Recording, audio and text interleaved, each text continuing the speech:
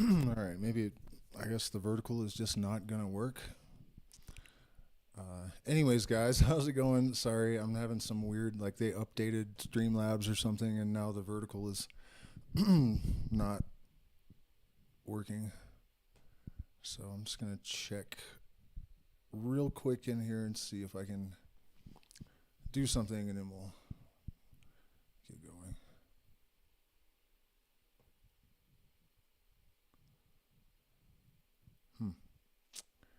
Guess not.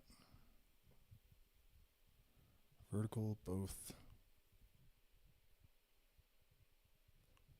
This just makes no sense at all. All right, well, it is what it is. Glad to be here, you guys. I know I've missed a lot of streams lately. A lot has been going on. I had some weird health problems again, and we're not really sure exactly what's going on with that, but I don't think it's going to be as serious as it could have been. Processing an event from 13 years ago that has really allowed me to reframe so much of my life. And so tomorrow night, we're finally going to get into that stream and go into some depth there. And it's going to be much more than a story of just a missed opportunity. We're going to get into the power of intuition. And I mean, this story is such that it's really got me pretty well convinced that there are higher powers. And I don't want to get too deeply into it now, but check out the stream tomorrow. It's going to be bonkers. Let me check in with the chat and see if our audio is okay. I guess it is. Man, I feel like I should get rid of this vertical one so that people aren't waiting there, but no one is. So I guess we'll just... Here, let me just make this private so that it's not an issue. All right, so we are getting into astrology, a subject that I am definitely not an expert on, and I've always had kind of an issue with it because all of the different astrological systems all around the planet and from different time periods have different interpretations. And when that happens, generally what you have to do is decide that it's a subjective thing and that there's no truth to it, no objective truth. It's not that I don't think that the positions of the stars can inform us of, you know, like some kind of like the schematics or something of the universe, you know. Just as we know there are certain conditions in the winter, there are certain conditions when, you know, the sun's in Libra or whatever. But how would we know what those influences are and, you know what I mean, and who's got the correct system? But on the other hand, over the years, I've noticed that, for example, when Mercury is in retrograde, I think particularly being a very mercurial person, I know, you know, and I've checked, I think the last like 6 times or something, I'm like, you know what, I bet Mercury's in retrograde. Sure enough, it is every time. And then also I noticed that I have these experiences of like chapel perilous or the Phoenix process, I call it, where synchronicities go off the charts, insights into my life and being and, you know, mystical secrets of the universe and all of these kind of things escalate with the intensity of the solar storms, the solar cycles. And so I was noticing that that's also aligned with these periods in my life that I associated with age, right? So at 46, you know, it reduces to 10, so that's the end of a cycle, and the 47 is the beginning, you know what I mean, like that. And I noticed they correspond to the sun cycles, so I was like, I wonder if I was born at the peak of a sun cycle.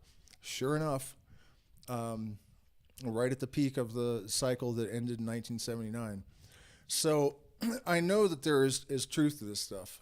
And as far as which system has the correct interpretation, it seems to me that the hermetic sciences, the science of the Magi, is on point everywhere. So if I was going to trust any system, for shiggity, it would be this one. So, astrology, stella os inflexus, which basically means The stars are inflexible, meaning that the dictates of astrology are absolute, that there is no escaping that deterministic influence, right? I had something else there, but let's just go on. Of all the arts which have originated in ancient Magian wisdom, astrology is now the most misunderstood. No one believes any longer in the universal harmonies of nature and in the necessary interlacing of all effects with all causes. Moreover, true astrology, that which connects with the unique and universal dogma of the Kabbalah, became profaned among the Greeks and among the Romans of the decline. The doctrine of the seven spheres and the three mobilities, primitively issuing from the Sephirotic decad. Man, I really need tissues, and they're out of reach.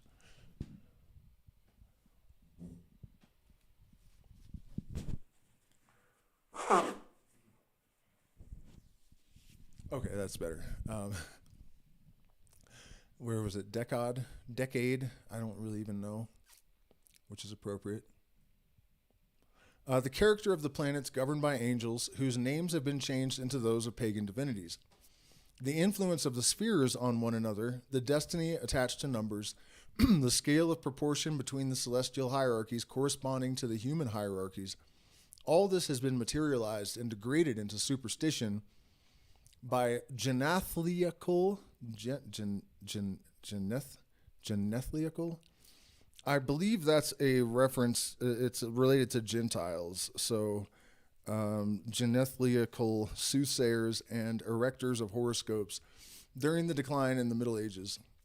The restoration of astrology to its primitive purity would be, in a sense, the creation of an entirely new science. Here let us attempt merely to indicate its first principles, with their more immediate and approximate consequences. We have said that the astral light receives and preserves the impressions of all visible things. It follows from this that the daily position of the heaven is reflected in this light, which, being the chief agent of life, operates the conception, gestation, and birth of children by a sequence of apparatuses naturally designed to this end.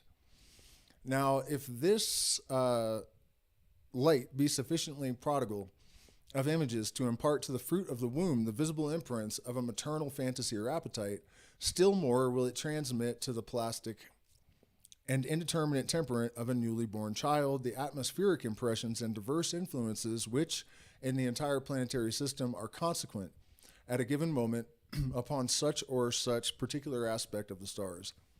Nothing is indifferent in nature. A stone more or a stone less upon a road may break or completely modify the destinies of the greatest men or even the largest empires. Still more must the position of this or that star in the sky have an influence on the child who is born, who enters by the very fact of his birth into the universal harmony of the sidereal world. The stars are bound to one another by the attractions which hold them in equilibrium and cause them to move with uniformity through space. From all spheres unto all spheres there stretch these indestructible threads of light, and there is no point upon any planet to which one of them is not attached. The true adept in astrology must therefore give heed to the precise time and place of the birth which is in question. Then, after an exact calculation of the astral influences, it remains for him to compute the chances of a state, that is to say, the advantages or hindrances of which the child must one day meet by reason of position, relatives, inherited tendencies, and hence natural proclivities in the fulfillment of his destinies. Finally, he will still have to take into consideration human liberty and its initiative. Should the child eventually come to be a true man and to isolate himself by an intrepid will from fatal influences and from the chain of destiny, it will be seen that we do not allow too much to astrology, but so much as we leave it is indubitable. It is the scientific and magical calculus of probabilities. Really interesting for me to be thinking about this right now, because I have been going through something that relates to fatal influences, where you're sort of destined by, say, childhood trauma to act in a certain way in response to certain situations and stimuli, right? And the thought that occurred to me looking at this is that if we had, first of all, settled upon an accurate system, and each child was divined at birth by a competent astrologer, then the task of integrating the shadow before it actually has a chance to assert itself as patterns in the life of the person. Because what happens in these self-fulfilling prophecies like that is that, you have this potential inculcated from beyond birth, right? It's not just perinatal experiences and prenatal experiences. It's it's been confirmed that genetic influences of trauma can manifest and influence your behavior from your ancestors. And so, beyond that, the influences that you have as a child are going to be reinforced every time you act from that place. So if this can be averted before the process of sort of congealing these influences, it would be a tremendous liberating factor for the human race, and so much potential would be averted from being lost. Astrology is as ancient as astronomy, and indeed it is more ancient. All seers of lucid antiquity have accorded it their fullest confidence. Now, we must not condemn and reject in a shallow manner anything which comes before us protected and supported by such imposing authorities. Long and patient observations, conclusive comparisons, frequently repeated experiences must have led the old sages to their decisions. And to refute them, the same labor must be undertaken from an opposite standpoint. And you can do that. That's the problem, because the Incas and the Mayans and the Aztec and the Chinese all had ample time, and there is no conceptual continuity, through these systems. So to me, that is problematic. In fact, in the modern version of Hermeticism, which has been labeled scientific illuminism, one of the things that you look for to ascertain what things are true is consistencies in disparate systems, right? So in the Masonic temple, you have the left-hand path and the right-hand path, and in the jungles of Borneo, the sorcerer turns to the left and the healer turns to the right. You have a circle cast in all ceremony everywhere, and usually the 4 directions or 4 elements or something is acknowledged, and that creates a foundation within the circle. The circle represents the area where the magician is managing the energy. This is consistent through every system as far as I can tell. So when you have a system like astrology and you have no agreement, then that's a huge strike against. Paracelsus was perhaps the last of the great practical astrologers. He cured diseases by talismans formed under astral influences. He distinguished upon all bodies the mark of their dominant star. There, according to him, was the true universal medicine, the absolute science of nature, lost by man's own fault, and recovered only by a small number of initiates. To recognize the sign of each star upon men, animals, and plants is the true natural science of Solomon. That science which is said to be lost, but the principles of which are preserved notwithstanding, as are all other secrets in the symbolism of the Kabbalah. It will be readily understood that in order to read the stars, one must know the stars themselves. Now, this knowledge is obtained by the Kabbalistic domification of the sky and by the understanding of the celestial planisphere, recovered and explained by Gaffarel. In this planisphere, the constellations form Hebrew letters, and the mythological figures may be replaced by the symbols of the tarot. To this same planisphere, Gaffarel refers the origin of patriarchal writing, and in the change of starry attraction, the first lineaments of primitive characters may very well have been found, in which case the celestial book would have served as the model of Henoch's, and the Kabbalistic alphabet would have been the synopsis of the entire sky. This is not wanting in poetry, nor above all in probability, and the study of the tarot, which is evidently the primitive and hieroglyphic work of Henoch, was divined by the erudite William Postel, and it is sufficient to convince us hereof. I do have a comment on the getting to know the stars, but let me check in with the chat first and see if we have any input, or I don't see any questions or anything. Alrighty, let's continue then. So as far as getting to know the stars goes, I came to the realization quite a few years ago that stars are more than likely sentient, and the logic is both scientific and metaphysical, or there's a new term, metaphysiological, perhaps.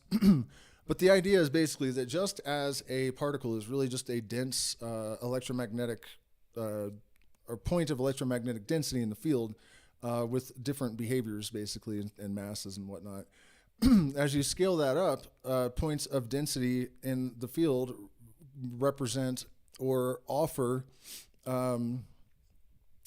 potential for higher expressions of consciousness and intellect. So our brains are loaded with magnetite, which means that there is a bunch of bunched up electromagnetic field around our head. Like this could be what the halo is a reference to. And so if you scale that up and up and up, if you get to the point where you're dealing with a star, we're talking about a whole different level of that. And the connection between light and electromagnetism and consciousness is starting to formulate itself in science. And, you know, this is more subjective, but myself and people like Rupert Sheldrake have experienced that during solar cycles, it's possible to communicate with the sun, or the solar cycles compel the molecules in the field into a greater degree of symmetry, and perhaps that allows us to have greater access to the universal mind, and it's not literally the sun that we're communicating with. I don't know the answer to that. But at any rate, you know, I suspect that the SOL soul, you know, is our soul, and the planets are stars are projectors, and the planets are the screen. And when you add you to SOL, you get soul, the individual unit of soul, right? And so the Sirius mystery, for example, Sirius is, I think, 3 times the size of the sun, but it's like 100 times hotter or more, maybe 1,000 times. So it's much more dense.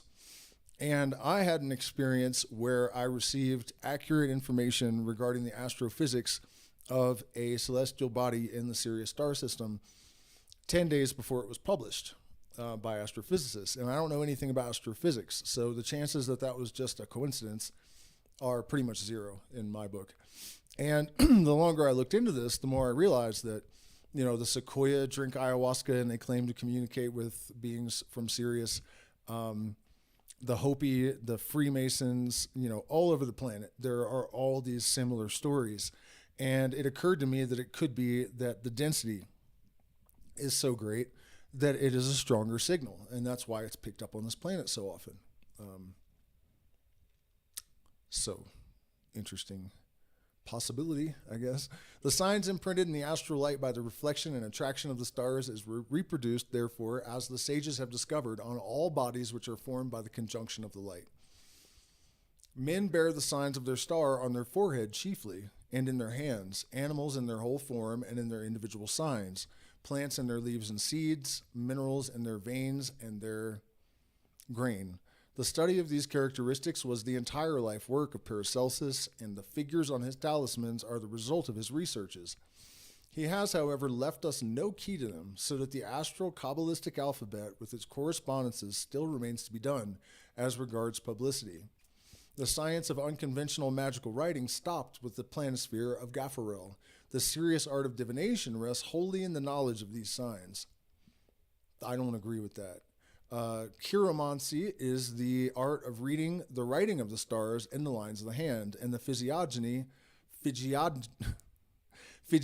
seeks the same or analogous characters under the countenance of its inquirers.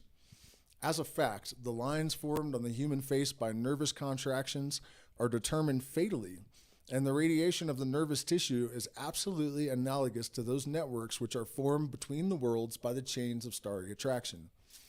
The fatalities of life are, therefore, written necessarily in our wrinkles, and at first glance frequently reveals upon the forehead of a stranger either one or more of the mysterious letters of the Kabbalistic planisphere. I really don't think I have any Hebrew letters on my forehead. Should the letter be jagged and laboriously inscribed, there has been a struggle between will and fatality. And now I got to go look because, man, have I suffered from that shit. In his most powerful emotions and tendencies, the individual's entire past manifests to the magus. From this, it becomes easy to conjecture the future, and if events occasionally deceive the sagacity of the diviner, he who has consulted him will remain nonetheless astounded and convinced by the superhuman knowledge of the adept. Another thing I can attest to. The human head is formed upon the model of the celestial spheres. It attracts and it radiates, and in the conception of a child, this it is which first forms and manifests. Hence, the head is subject in an absolute manner to astral influences and evidences its several attractions by its diverse protuberances. The final word of phrenology is to be found, therefore, in scientific and purified astrology, the problems of which we point out to the patience and good faith of scholars. According to Ptolemy, the sun dries up and the moon moistens. According to the Kabbalists, the sun represents rigorous justice, while the moon is in sympathy with mercy. It is the sun which produces storms, and by a kind of gentle atmospheric pressure, the moon occasions the ebb and flow, or as it were, the respiration of the sea. We read in the Zohar, one of the great sacred books of the Kabbalah, that the magical serpent, the son of the sun, was about to devour the world when the sea, daughter of the moon, set her foot upon his head and subdued him. For this reason, among the ancients, Venus was the daughter of the sea, as Diana was identical with the moon. Hence also the name of Mary signifies star or salt of the sea. To consecrate this Kabbalistic doctrine in the belief of the vulgar, it is said in prophetic language, "The woman shall crush the serpent's head." Jerome Cardan, one of the boldest students, and beyond contradiction, the most skillful astrologer of his time, Jerome Cardan, who, if we accept the legend of his death, was a martyr to his faith in astrology, has left behind him a calculation by means of which anyone can foresee the good or evil fortune special to all the years of his life. His theory was based upon his own experiences, and he assures us that the calculation never deceived him. To ascertain the fortune of a given year, he sums up the events of those which have preceded it by 4, 8, 12, 19, and 30.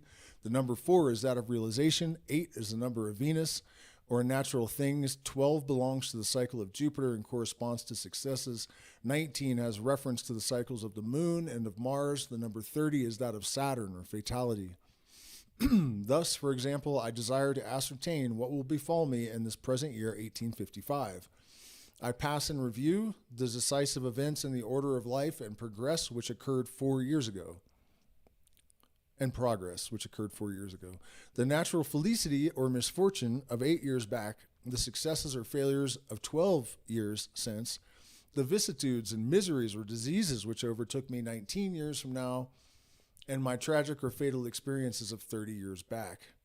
Then, taking into account irrevocably accomplished facts in the advance of time, I calculate the chances analogous to those which I owe already to the influence of the same planets.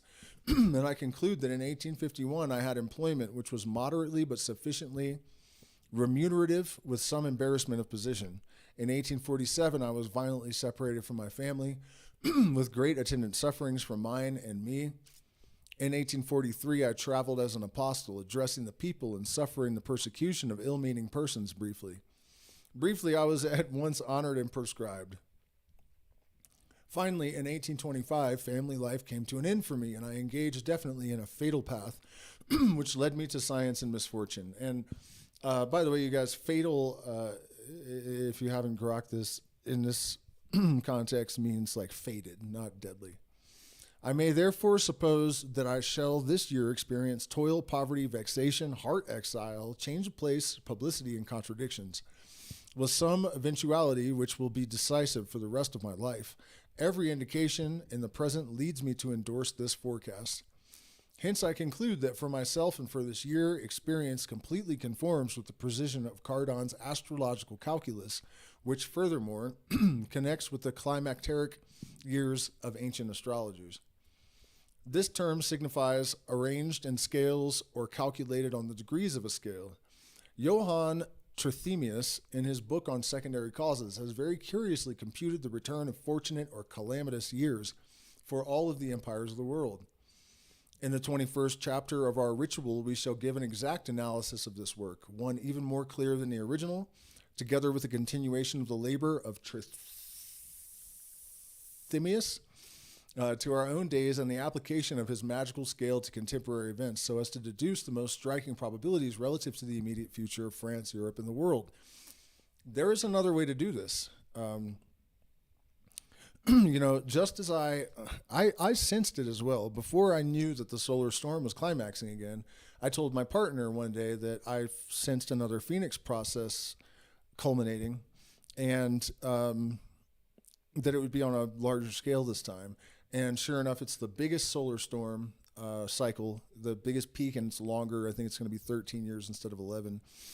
And the synchronicity started over the top right away after I mentioned this.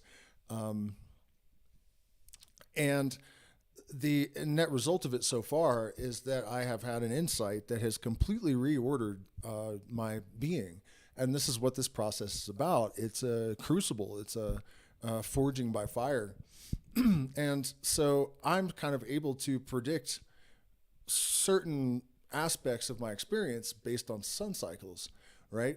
But the Fibonacci sequence allows us to do the same thing. What we have noticed is that the Fibonacci sequence can be used not with a, perfect degree of accuracy, of course, or we'd all be rich. But it's a very useful tool in predicting the behavior of financial markets and other things, right? So many years ago, it occurred to me that we could overlay this on time periods at different scales, and it would always give us a relatively accurate framework. It's not going to give exactly the precision, the precise reality. Shockingly close, though, what pattern recognition can actually do. And the evidence of this I would offer is that if you look at the 1960s, and then a few years back, right, we had a Kennedy running for president, we had a psychedelic revolution or renaissance occurring, we had racial tensions and, war brewing. So down to having a presidential candidate with the same name and the same historical circumstances brewing everywhere. And I believe that this is accelerating, which is kind of a scary thought, because if that is the case, then we are on the downward trajectory of the spiral. We're not going upward, because if we were, there would be greater spans between these periods. And it seems that things are accelerating. So that is an indication to me that we are descending the spiral. The universe is in a constant process of contraction and expansion, systole and diastole, and we are in the downward spiral. Doesn't appear that way. Don't think you have to be an astrologist to figure that out, but according to all the grand masters in astrology, comets are the stars of exceptional heroes, and they only visit Earth to signalize great changes. The planets preside over collective existences and modify the destinies of mankind in the aggregate. The fixed stars, more remote and more feeble in their action, attract individuals and determine their tendencies. Sometimes a group of stars combine to influence the destinies of a single man, while often a great number of souls are drawn by the distant rays of the same sun. When we die, our interior light in departing follows the attraction of its star, and thus it is that we live again in other universes, where the soul makes for itself a new garment, analogous to the development of diminution of its beauty. For our souls, when separated from our bodies, resemble revolving stars. They are globules of animated light, which always seek their center for the recovery of their equilibrium and their true movement.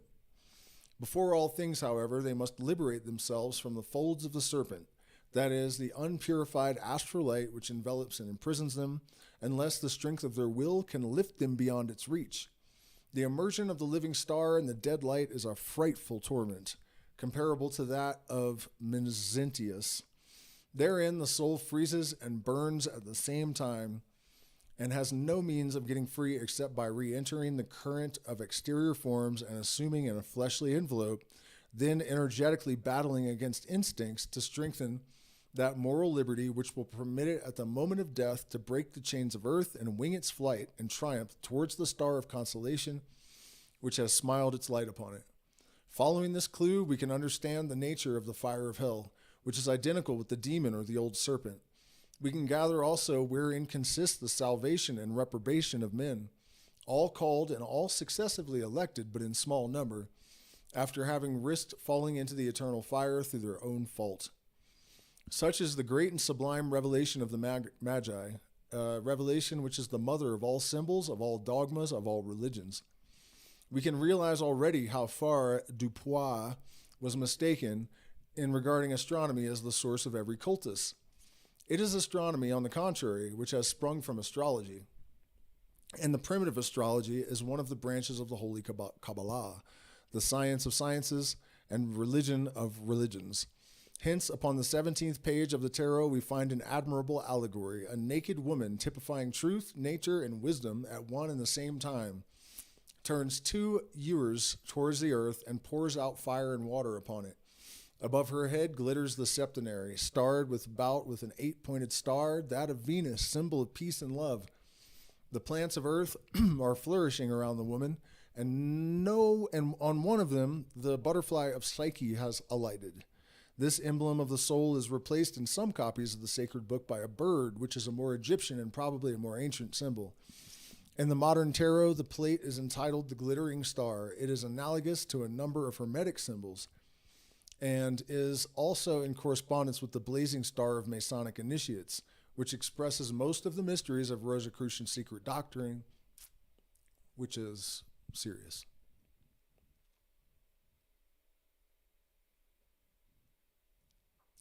Charms and filters. Let me check in with the chat and see what's up. We may save this for next week. I don't really know. Depends on if we have. Yeah, we have a very small audience. Climactic. Greetings.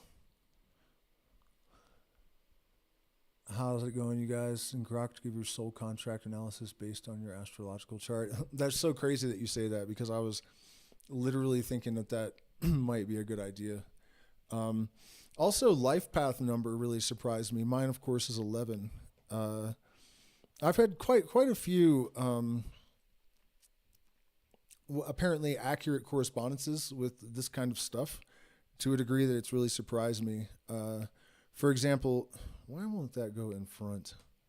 Gurdjieff's Enneagram. I am a number 6, a devil's advocate and a bridge builder. In real life, I was, my job in the military was to cross bridges and blow them up behind me.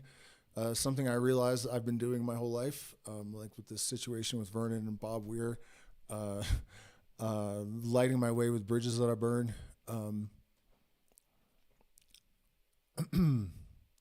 It was a terrifically inconvenient habit, but one that I definitely had. And so, let's see, military, bridge builder. What else was there? Hermes is a bridge builder. And of course, at 11, one of my girlfriends named my unit Hermes, and she had no idea who Hermes was. It was just like an intuitive thing. So that identity is there. And then when I met the Star Tribe people in New Mexico, they told me that I was the builder of the Rainbow Bridge and that I would be the last one across it. And then the other day, a friend did a drawing of rune cards, and it was like, you're a bridge builder. And then also, I was born with too many teeth, and according to certain Native American traditions, that means that you build a bridge between the spirit world and the material world. So, you know, this kind of stuff definitely has some kind of weird reality to it. And I think the mistake that people make is framing it as woo, you know, because it's not. It's some sort of expression of symmetry that's structural, you know. That doesn't mean that it isn't evidence of a mind in the universe, some kind of teleology. It certainly is. And I think that's the bridge that I'm trying to build, is to help people to see that things are both, they're both products of deterministic processes that are, governed by laws and are just as mathematical and mechanical as, any machine. But at the same time, there is a communicative layer in the strata of reality that all indeed is mind, as the Hermeticists posited so many years ago. And these expressions, you'll notice, all have a mathematical basis around them. The Enneagram is 6, and it's based on my birthday. And the life path number, that it's the only one it could be, they all have a mathematical basis to them. And that should be the first clue to people that this is not, it's grounded in a mathematics. Lighting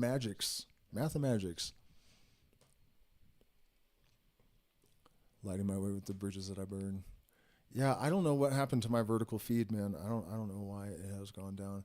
Okay, so it's AMA time. I don't think I'm going to do another chapter tonight. I am going to get back on doing long streams, but I'm planning to do a music stream on Saturday, and I really want it to be like pro-level production and have all my shit together, as opposed to the very uneven streams that I've done in the past.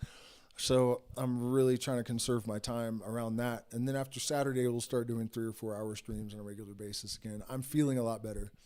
Also, by the way, you guys hit the like button, share, subscribe. If you're not a patron, become a patron, because then you get to join our Discord chats.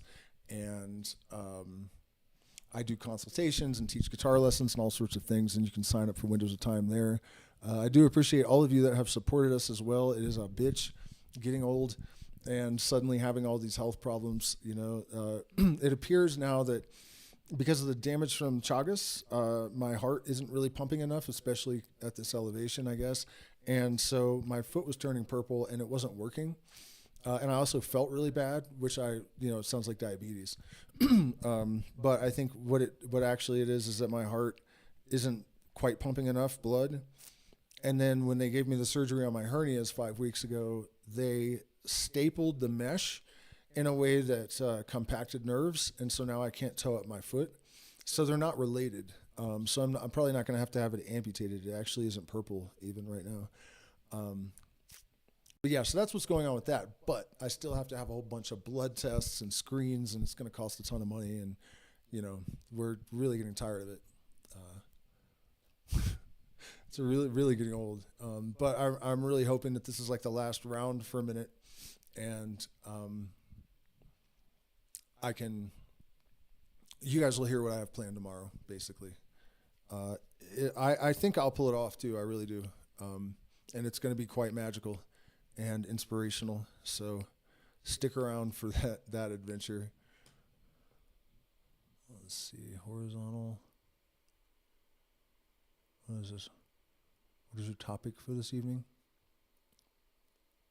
How important was what in understanding myself? Oh, just life path and astrology information you seek out in the people you meet or study?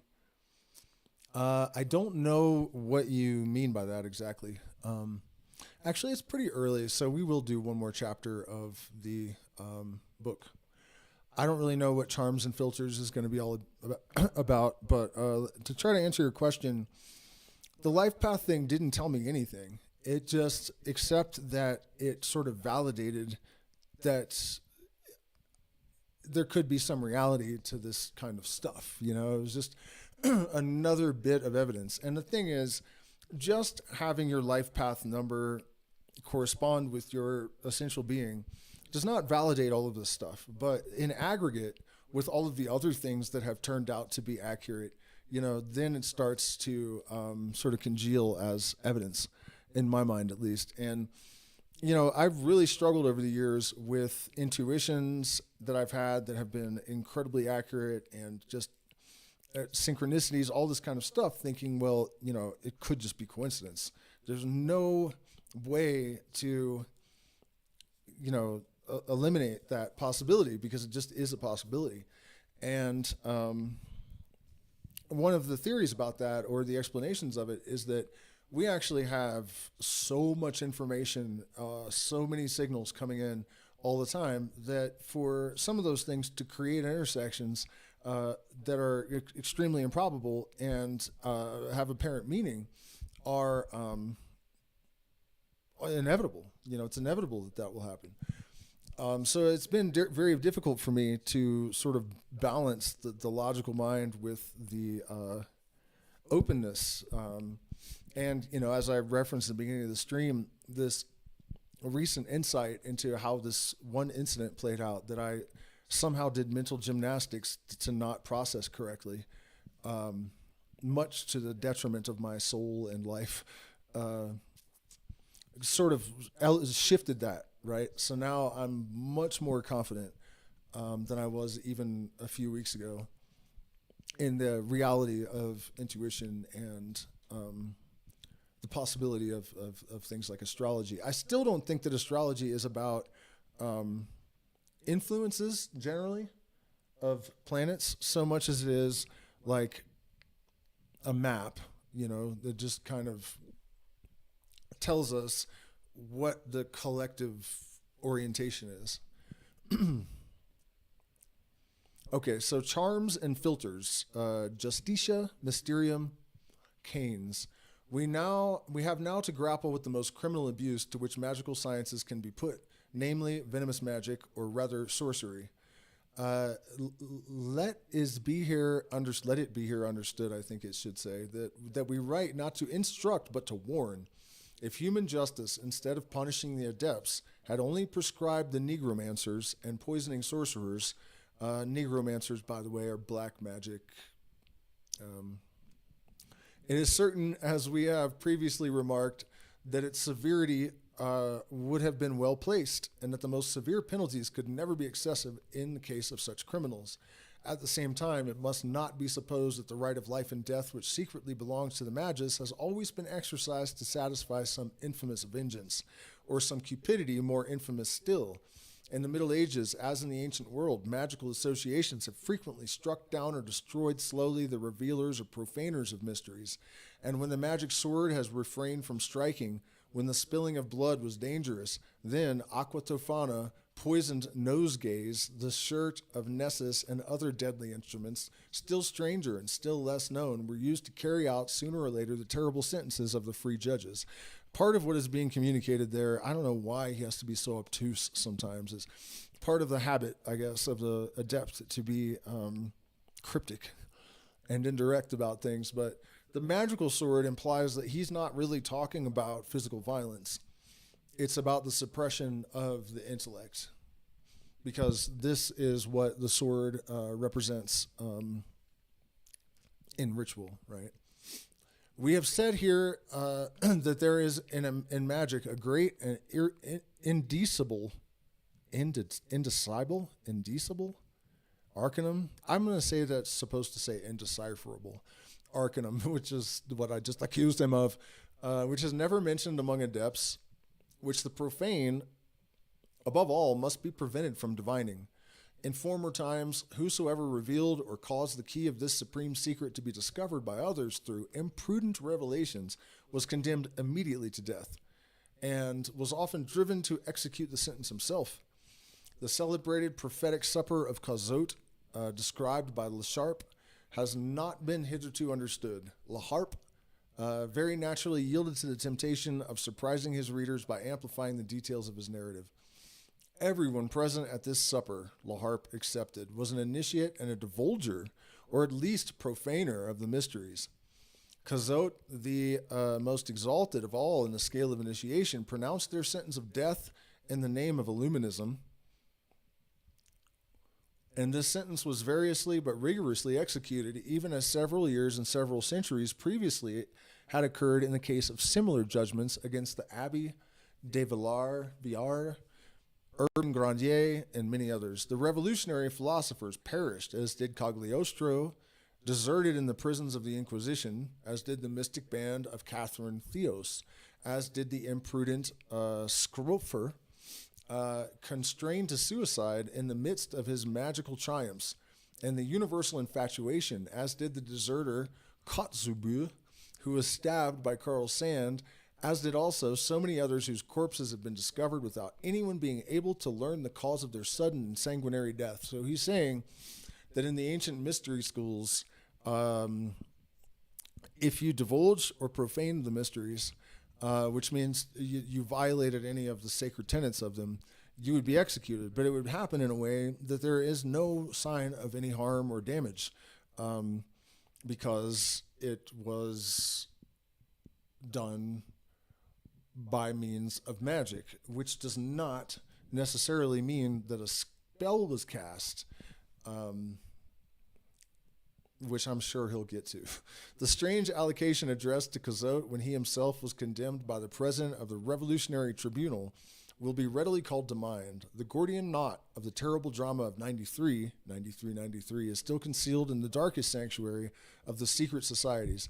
To adepts of good faith who sought to emancipate the common people, who opposed adepts of another sect attached to more ancient traditions, who fought by means analogous to those of their adversaries, the practice of the great arcanum was made possible by unmasking its theory. The crowd understood nothing, but it mistrusted everything, and fell lower still in its discouragement. The great arcanum became more secret than ever. The adepts, checkmated by each other, would exercise their power neither to govern others nor to deliver themselves.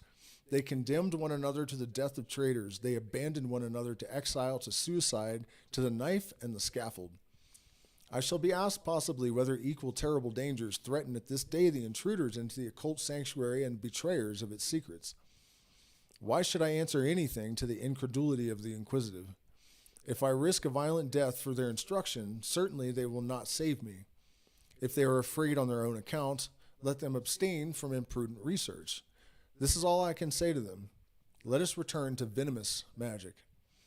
In his romance of Monte Cristo, Alexandre Dumas has revealed some practices of this ominous science. There is no need to traverse the same ground by repeating its melancholy theories of crime, describing how plants are poisoned, how animals nourished on those plants have their flesh infected, and becoming in turn the food of men cause death without leaving any trace of poison. There you go. Told you he would allude to it. And did you see what he did there? He's like, I'm not saying, don't ask me because I ain't saying shit. Right? He's like, I'm not trying to die behind that hill or on that hill, but anyways. Oh man. He's like, yeah, this guy, it's in this book. I didn't say nothing, you know. It wasn't me. This other dude printed it. I'm just, you know, talking about the book. How the walls of houses are inoculated, how the air is permeated by fumes which require the glass mask of St. Croix for their operator. Let us leave the ancient Candidia her abominable mysteries and refrain from investigating the extent to which the infernal rites of Sagana have carried the art of Locusta. It is enough to state that this most infamous class of malefactors, distilled in conjunction the virus of contagious diseases, the venom of reptiles, and the sap of poisonous plants, that they extracted from the fungus its deadly and narcotic properties, its asphyxiating principles from Datura stramonium, from the peach and bitter almond, that poison one drop of which, placed on the tongue or in the ear, destroys like a flash of lightning the strongest and best constituted living being. I didn't know peach seeds had it. But you guys know what he's talking about. I thought it was like apricots. Maybe they just have more. But it's cyanide. It's B17, but in sufficient quantities, it's cyanide. The white juice of the sea lettuce was boiled with milk in which vipers and asps have been drowned. The sap of the manchineel, or deadly fruit of Java, was either brought back with them from their long journeys or imported at great expense. So also was the juice of the casada and other similar poisons. They pulverized flint, mixed with impure ashes the dried slime of reptiles, composed hideous filters with the virus of mares on heat and similar secretions of bitches. They mingle human blood with infamous drugs, composing an oil the mere odor of which was fatal, therein recalling the tart Bourbonnais of Panurge. They even concealed recipes for poisoning in the technical language of alchemy, and the secret of the powder of projection in more than one old book which claims to be hermetic is in reality that of the powder of succession. So you guys notice anything here? Once again, what we have labeled as superstition, you know, what do you call it? Filters and basically the implication of like liquid magical charms. They're just poisons and psychoactive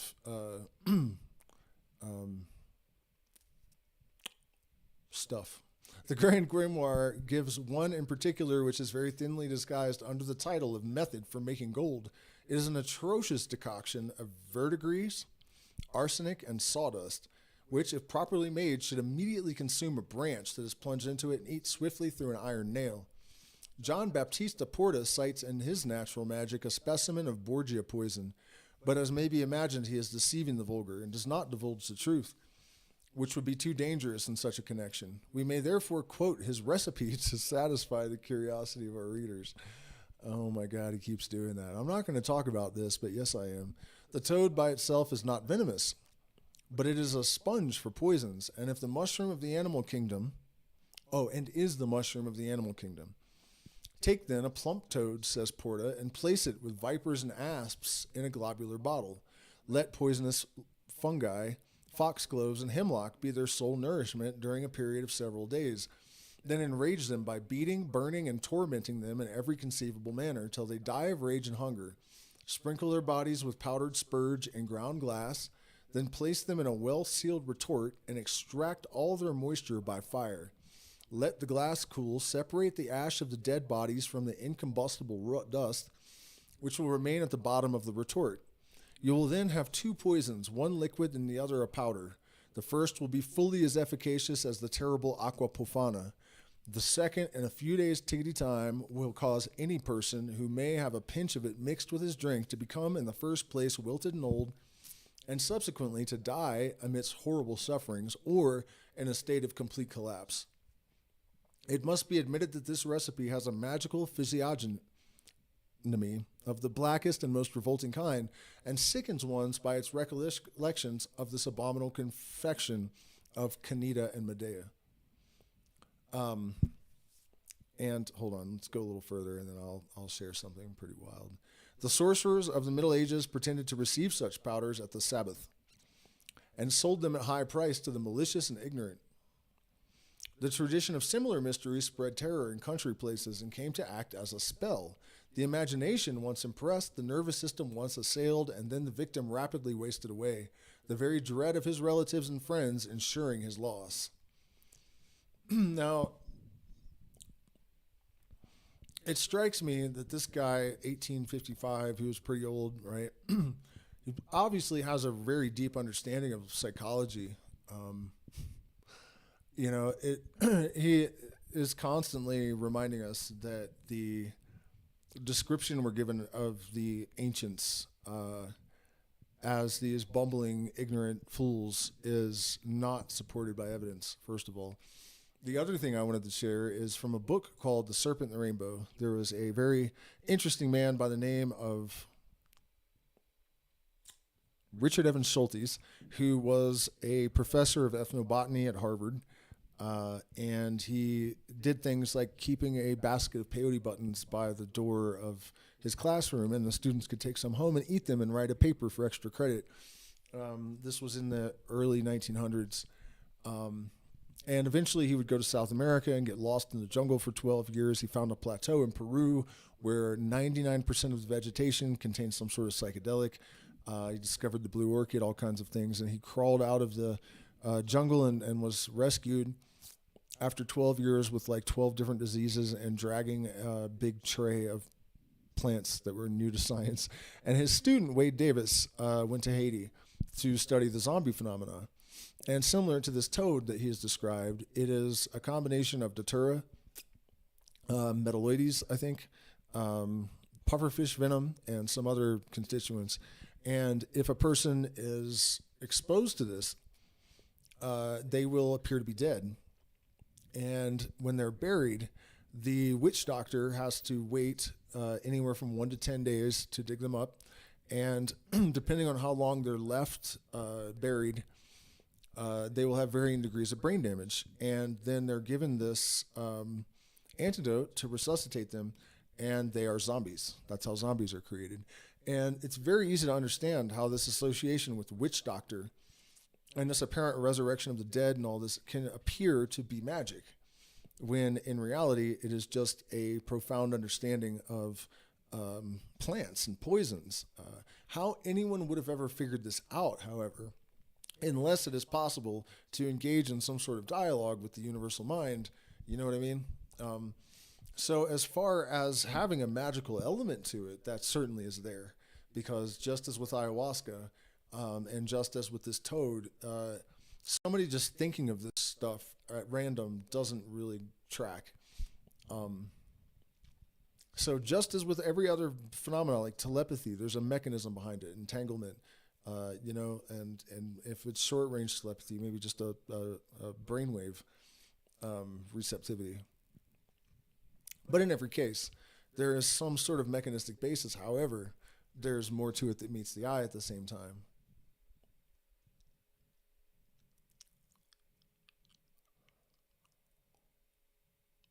The sorcerer or sorceress was almost invariably a species of human toad, swollen with long enduring rancors. They were poor, repulsed by all, and consequently full of hatred. The fear which they inspired was their consolation and their revenge.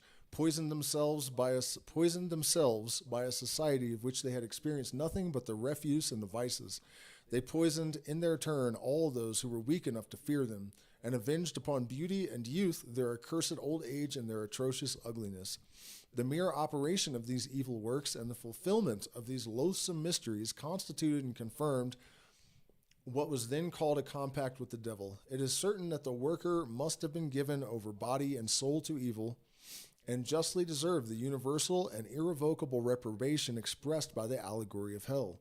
That human souls could descend to such an abyss of crime and madness must assuredly astonish and grieve us. But is not such an abyss needed as a basis for the exaltation of the most sublime virtues? And does not the depth of Infernus demonstrate by antithesis the infinite height of grandeur in heaven? It does if you understand what as above so below means. It does if you understand that the true prophets' heads rise above the heavens, their feet drag below the hills. In the north, or as what was the guy in Moby Dick, Captain Ahab. This was edited out of the book, but at one point Captain Ahab was to have said, Aleister Crowley is in one sense lower than whale shit, but in another sense, he's higher than God's hat. And anyone that knows anything knows that God's hat is made of whale shit. In the north, where the instincts are more repressed and vivacious, in Italy, where the passions are more diffusive and fiery, charms and the evil eye are still dreaded. The jettatura is not to be braved with impunity in Naples, and persons who are unfortunately endowed with this power are even distinguished by certain exterior signs. In order to guard against it, experts affirm that horns must be carried on the person, and the common people, who take everything literally, hasten to adorn themselves with small horns, not dreaming of the sense of the allegory. These attributes of Jupiter, Ammon, Bacchus, and Moses are the symbol of moral power or enthusiasm that the magicians mean to say that in order to withstand the jettatura, the fatal current of instincts must be governed by a great intrepidity,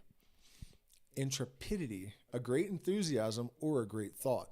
In like manner, almost all popular superstitions are profane interpretations of some grand maxim or marvelous secret of occult wisdom.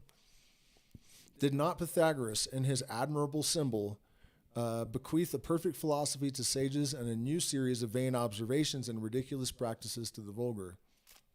Yes, he did. But back to the thing about the horns and it being an allegory.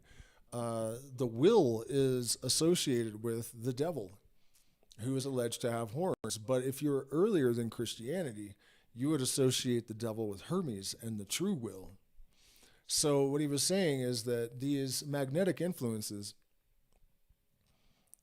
of sorcery or other, negative influences, if you have horns, if you are committed to an idea, to a mission, to a motive that is grand, and your commitment is absolute, then you will not be subject to those influences. Thus, when he said, "Do not pick up what falls from the table. Do not cut down trees on the great highway. Kill not the serpent when it falls into your garden," he was not inculcating the precepts of charity, either social or personal, under transparent allegories.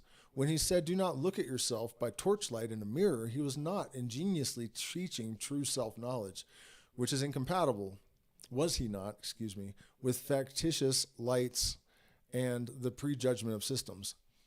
It is the same with the other precepts of Pythagoras, who, it is well known, was followed literally by a swarm of unintelligent disciples, and indeed almost our provincial superstitions observances.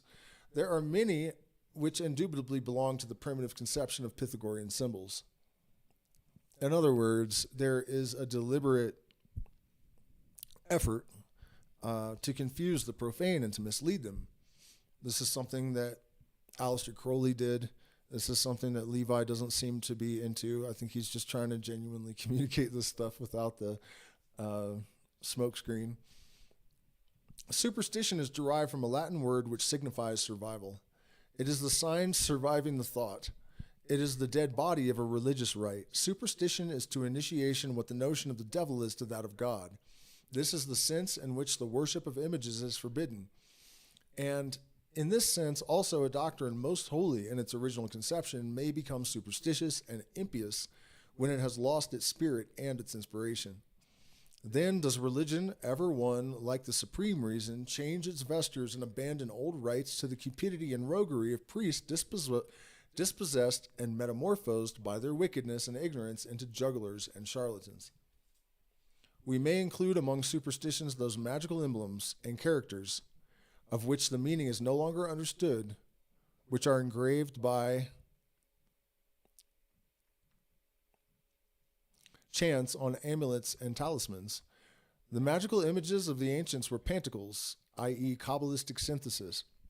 Thus, the wheel of Pythagoras is a panticle analogous to the wheels of Ezekiel. The two figures contain the same secrets and belong to the same philosophy. They constitute the key of all panticles, and we have already discoursed concerning them. The four beasts, or rather the four-headed sphinx of the same prophet, are identical with an admirable Indian symbol, which we have reproduced in this work as having reference to the great Arcanum. In his Apocalypse, St. John followed and elaborated Ezekiel. Indeed, the monstrous figures of his wonderful book are so many magical panticles, the key of which is easily discoverable by Kabbalists. On the other hand, Christians, rejecting science in their anxiety to extend faith, sought later on to conceal the origin of their dogmas and condemned all Kabbalistic and magical books to the flames. To destroy originals gives a kind of originality to copies, as was doubtless in the mind of St. Paul when, prompted beyond question by the most laudable intention, he accomplished his scientific auto de fe at Ephesus. Auto da fe, yeah. I don't know what that is. In the same way, 6 centuries later, the true believer Omar sacrificed the library of Alexandria to the originality of the Quran. And who knows whether in the time to come, some future apostle will not set fire to our literary museums and confiscate the printing press in the interest of some religious infatuation, some newly accredited legend. The study of talismans and panticles is one of the most curious branches of magic and connects with historical numismatics. There are Indian, Egyptian, and Greek talismans, Kabbalistic medals coming from the ancient and modern Jews, Gnostic abraxas, occult tokens, and some in use among the members of secret societies and sometimes called counters of the Sabbath. So also there are Templar medals and jewels of Freemasonry.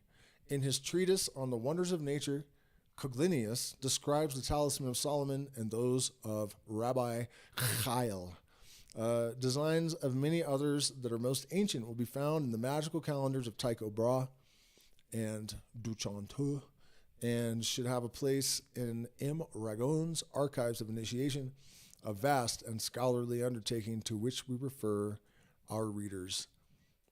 And so, next week, the Stone of the Philosophers, Elagabalus. Ooh, this is going to be a good one. I can already tell. It's going to be fire. Fire! Okay, so where are we at? Are some magi and sorcerers more capable now than in the past? Do you think methods to interface with the universal mind have been lost to time? No, I don't think it's been lost to time. Clearly, I have these experiences all the time. There are other people that do. I just realized I didn't have the book on the screen anymore, which is unfortunate. And it looks a little laggy too. Are we having problems? But yeah, no, what has been lost is really the techniques of the initiate, that we still have an awareness of a lot of these things, but the context is not healthy. So, for example, for a person to become an adept is a requirement before you are able to engage in things like prophecy or the execution of your will to the extent that you're able to manifest things of extraordinary improbability.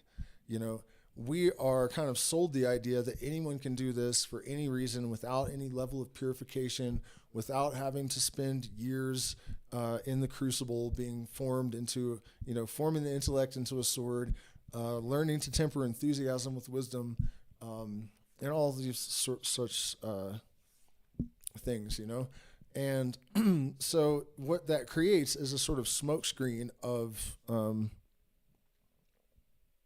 invalidation.